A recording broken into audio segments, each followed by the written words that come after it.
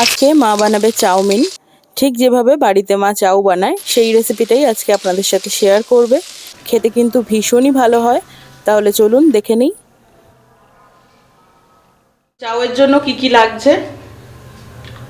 সিদ্ধ চাউ নুন দিয়ে সিদ্ধ করা রয়েছে, এখানে রয়েছে লঙ্কার কুচি, এখানে রয়েছে আদার কুচি, এখানে রয়েছে রসুন কুচি, এখানে রয়েছে পেঁয়াজ কুচি, এখানে হলো ম্যাগি মশলা, এখানে নিয়েছি দুটো ডিম, আর এখানে স্বাদ মতো লবণ। সবজির মধ্যে নিয়েছি বাঁধাকপি, এখানে বিনস, এখানে গাজর, এখানে ক্যাপসিকাম আর টমেটো। আর রান্নাটা হবে সাদা তেলে, তাই তো? হ্যাঁ, রান্নাটা হবে সাদা তেলে। ঠিক আছে।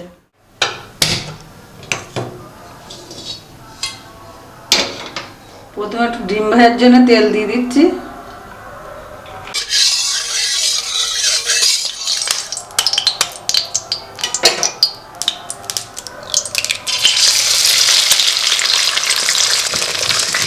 লবণ,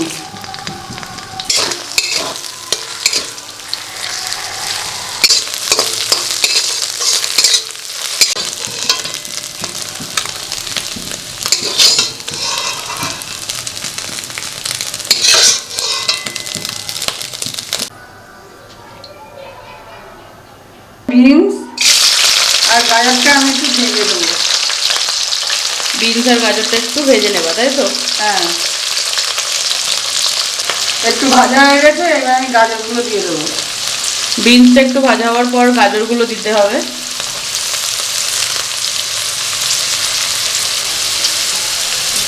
অল্প একটু নুন দিয়ে দেবো।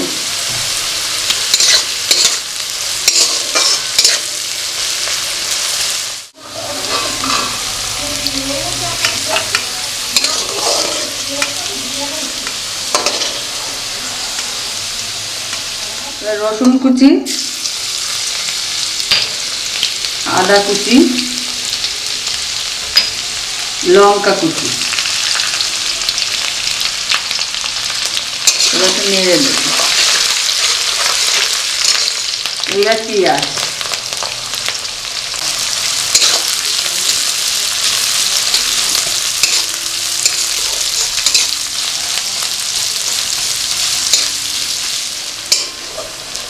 পেঁয়াজটা হালকা লাল হয়ে গেছে, এইবার চলে যাবে টমেটো।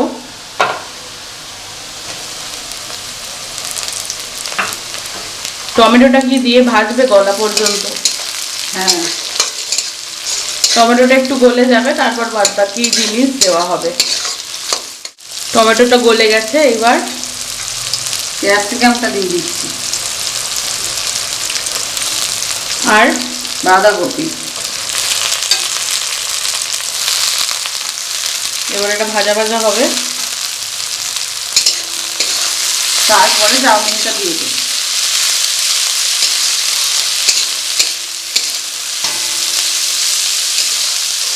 এবার ভাজা গাজর বিনসটা দিয়ে দেবো।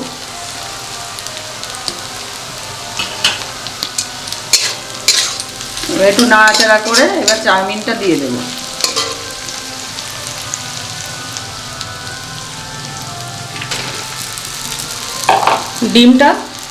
ডিমটা পরে দিচ্ছি।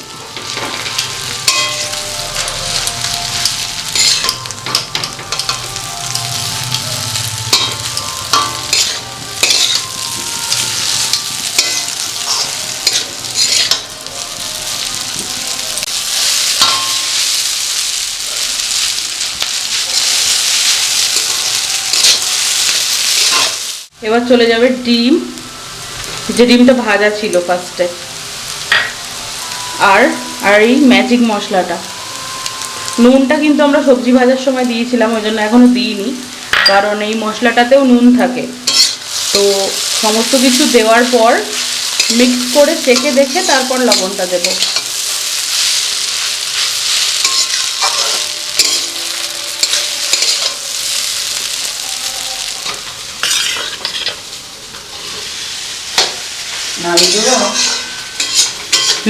লবণ আর লাগবে না।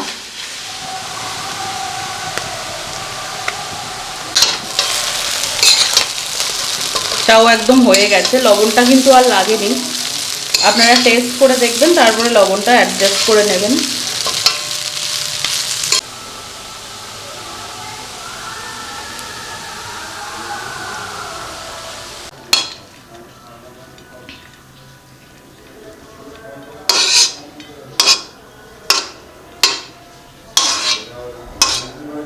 Wow, good flavor.